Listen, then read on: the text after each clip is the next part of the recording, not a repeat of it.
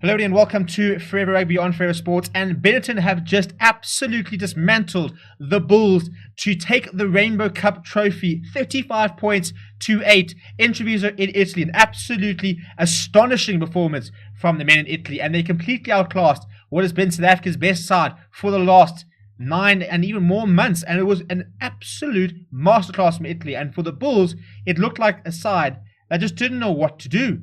We're gonna break down the game. It was a sensational game, a phenomenal watch, and I really do encourage you, if you go, please go and try and find the highlights and go and have a watch of it. It was a brilliant game of rugby, and a game where a young 21-year-old fly half, Paulo Garbizzi, was named man of the match in one of the most historic games in Benetton rugby's history. It really was a sensational game. Before we break the game down, please do smash a like on the video. Subscribe to the channel as well if you are new. And yeah, so we look at sort of the breakdown, and look, it was the perfect start. I mean, Monty only went over in the 6th minute to open the scoring for Benetton, who started like a house on fire, and were full of running, and were playing a very nice tactical game. They were fronting up, and we sort of thought, well, they could start well, but the Bulls would probably sort of grow into this, and they just didn't. I mean, Paulo Garbizzi missed a penalty and a conversion, and then got a penalty to make it 8-0 in the 20th minute. But Josh Tumwe then hit back for the Bulls, and that was a big moment with Chris Smith missing the penalty. And it was down to 8-5, but Chris Smith missing the conversion. He then added a penalty a few minutes later. So in the 31st minute, it was 8-all. The Bulls looked like they were getting back into it. They were kind of going to their set piece, looked a lot more structured. Before Cornel Else, I mean, it was a disaster for Marcel Coetzee, who watched the ball fly over his head from the kickoff. The ball ran out. Then Benetton managed to disrupt the line out, and Ivan van Salen, running back, trying to pop the ball to Chris Smith, completely missed, and Cornel Else was there to dot down. Garbizzi missing the kick there, and then 7 minutes later on the brink of half time, Cornel Else was almost over for a brace. Unfortunately, he knocked it over, but there was a high tackle on him from Stevino Jacobs, and as a result, a penalty try was awarded on the 40th minute, which saw Benetton walk into half time with a 20 points to 8 lead, and a yellow card to Stevino Jacobs, who then spent the first 10 minutes of the second half in the bin. And I'll tell you what, Benetton just didn't take the foot off the gas. In the 43rd minute, Michel Amaro went over to create a 25 points to 8 gap after Garbizzi then nailed the conversion, 27-8. Garbizzi then had another penalty to make it 30 points to 8. And the Bulls then threw on the bench to try and sort a few things out. Janko Swanepoel on Goboka, Geo Apollon, Jacques Van Rooyen, all on in the 50th minute. But the Italians responded in the perfect fashion and threw on 5 substitutions of their own. And in the 58th minute, well, that was when it all came down to it. A brilliantly worked try. And Eduardo Padovani went over in the 58th minute. Paulo Garbizzi missed the conversion, but 35 points to 8, and that was enough. The Bulls tried to get back into the game, but they just couldn't. And the weird thing is, before we look at the stats, is that the big Bulls players who you thought would really stand up and be very important in the game, they just didn't. Marcel Coetzee had an absolute mare of a game. Ivan van Zyl was very poor. I thought Chris Smith was pretty poor. Cornel Hendricks really struggled to get into the game. I mean, Josh Tumwe was starved of possession. The props were completely outplayed. So, but if you look at the stats, I mean, possession literally swapped. At halftime, it was 65% for Benetton and 35% for the Bulls. Second half was 65% for Bulls and 35%.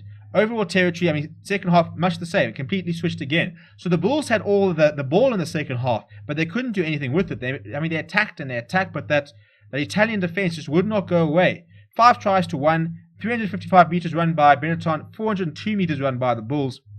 The Bulls had more defenders beaten, more clean breaks, more gain line carries. Turnovers won. Benetton were very good at the breakdown. They won 7 turnovers. Bulls won 5. A lot of kicks from hand from both sides. But if we're looking at the tackle success rate, Benetton making 76 of 99 tackles, and the Bulls making 73 of 90, which shows you how quite open it was. It wasn't a particularly close, hard-hitting game. A lot of balls out wide, a lot of running with the ball. 98% ruck success for Benetton, 93% for Bulls, 100% success from the lineouts for Benetton. Uncharacteristically, just 76% lineout percentage for the Bulls. And that was their problem. The set piece, which has functioned for them so well for so long, didn't really come to the party today. They really struggled. Scrums were both 100% for both sides. Penalties conceded. I think this was wrong. This says 41 penalties conceded by Benetton, like 42 in fact, which I don't think is the case. So I'll come over here and discipline. Well, we've got 2 extremes here, so I'm trying to find the official penalty count there. But I mean, as I said, the Bulls had the opportunity, but the amount of knock-ons they had, it was incredible. Penalties conceded 8 apiece for each side. Tackle success, so he went through that. I'm trying to find. Unfortunately, there's no stats for the knock-ons, but the amount of handling errors the Bulls made, it was incredible. And this is the weird thing, as I'm saying, this Bulls side looked like a Bulls side. It looked like their B team. It looked like that C team that played in the Currie Cup. They really were completely outclassed. A couple of Benetton players I'd like to point out. Paulo Garbizzi was brilliant. Didn't kick the goal particularly well, but he made all the tackles, including a try-saving tackle, which was a massive moment in the game. He also won 3 turnovers. 43 meters gain, beating a defender, clean break. I thought he was fantastic. I thought Duvanaka played very well. I thought Jaden Hayward was pretty good at fullback, making 79 meters, 3 defenders beaten, 1 offload, 1 try assist. Montione played very nicely, 60 meters gained, 2 defenders beaten, 2 clean breaks, 1 offload, 1 try assist for the 26-year-old, as well as a try. I thought that the loose trio was very good for Benetton, and shout out to Tao Halifai, because he made 12 carries, 7 tackles, 30 meters gain. He was monstrous, absolutely monstrous. For the Bulls, as I said, not a lot of good performances. I mean, Marcel Coetzee really struggled to get into the game. I thought Ruben Nokia was pretty solid in defense. He made all 9 of his tackles, but they just didn't really have any X factor. Chris Smith really struggled. I thought Ivan van Zyl struggled a lot as well. They couldn't really get Cornel Hendricks into the game. Marco Janssen van Vuren had a very nice first half, but then faded away.